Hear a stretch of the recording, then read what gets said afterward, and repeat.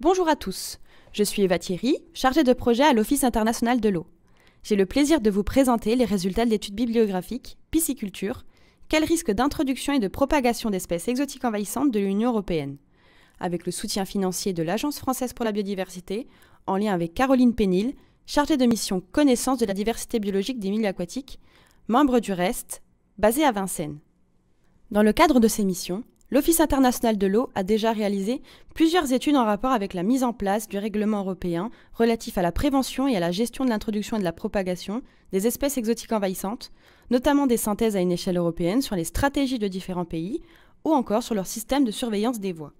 Dans cette continuité, et pour appuyer les gestionnaires dans leurs décisions concernant les plans d'action et la priorisation des voies, l'Office international de l'eau a réalisé une étude bibliographique pour répondre à la question suivante.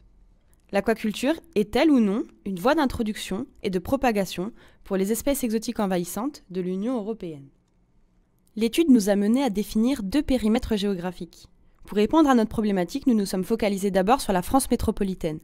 Dans un second temps, nous avons élargi notre périmètre à quelques pays limitrophes concernant les aspects liés à la gestion des espèces exotiques envahissantes en aquaculture. Le périmètre thématique, quant à lui, concerne les espèces exotiques envahissantes de la liste de l'Union européenne, qui était au nombre de 49 au moment de l'étude, et plus particulièrement les espèces aquatiques dulcicoles.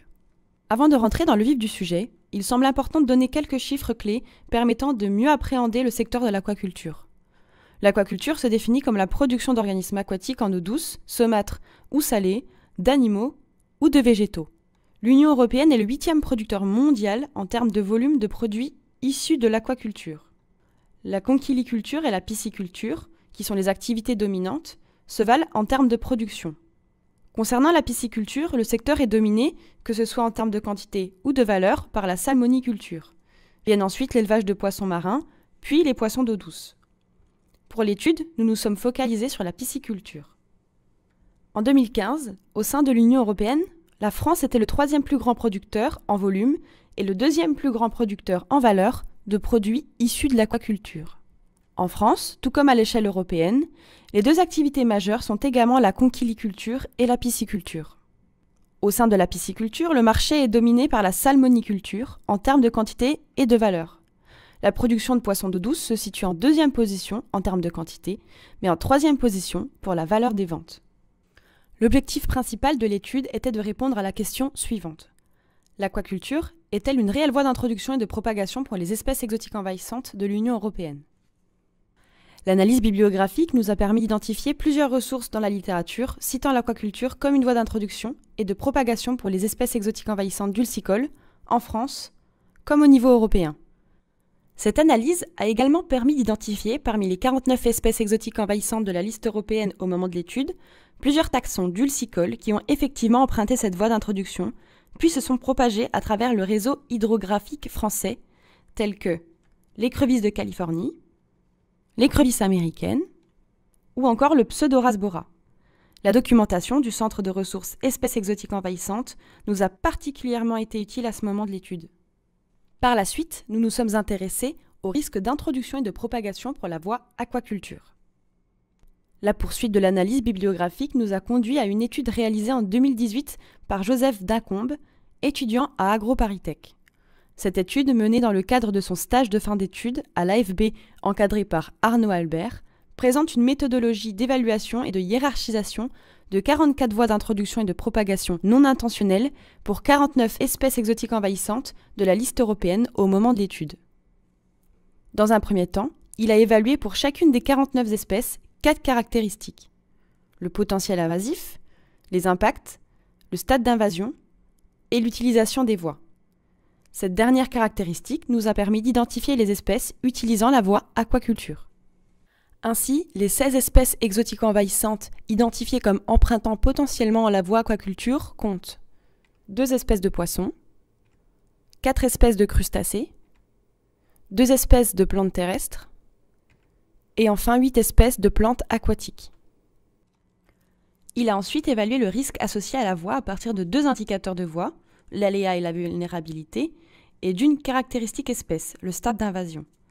L'indicateur aléa se compose de la probabilité d'entrée, de la probabilité d'établissement et du potentiel de dispersion, Et l'indicateur vulnérabilité, quant à lui, se compose de l'impact économique, de l'impact sur la santé humaine et de l'impact environnemental pour chaque espèce. Les résultats montrent que les 16 espèces qui empruntent potentiellement cette voie sont d'ores et déjà présentes sur le territoire métropolitain. En effet, aucune d'entre elles ne sont dans la catégorie à surveiller. 38% des espèces sont non prioritaires, c'est-à-dire que leur aléa et ou leur vulnérabilité et ou leur stade d'invasion est trop faible et qu'elles ne sont donc pas priorisées. 12% des espèces ont atteint un stade d'invasion ne permettant pas de mettre en place des actions préventives. Et par conséquent, pour ces dernières, l'éradication n'est plus envisageable. Enfin, 50% des espèces pourraient faire l'objet de mesures de lutte préventive via les plans d'action envisagés à la suite de la hiérarchisation des voies. L'analyse bibliographique nous a mené à faire des recherches sur les potentielles réglementations ou documents de gestion cadrant les espèces exotiques envahissantes en aquaculture. Concernant la réglementation, il existe actuellement des textes traitant des modalités d'utilisation en aquaculture et en pisciculture des espèces exotiques envahissantes appliquées au niveau de l'Union européenne et auxquels la France doit donc également se plier en tant que membre.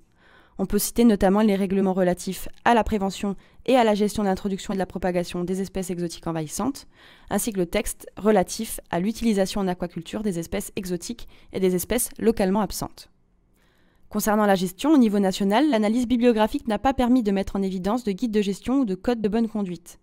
Cependant, à une échelle beaucoup plus locale, des guides de bonne pratique pour la gestion des étangs existent. Au niveau de l'Union européenne, cette analyse n'a pas non plus permis de mettre en évidence l'existence de documents spécifiant des méthodes de gestion relatives aux espèces exotiques envahissantes en pisciculture. Cependant, il existe des codes de bonne conduite pour des activités telles que l'horticulture, les zoos, les jardins botaniques, la chasse, les animaux de compagnie ou encore la pêche récréative, identifiés comme des voies d'introduction. Il pourrait être intéressant de s'appuyer sur ces codes afin de réaliser un travail préliminaire pour la voie aquaculture.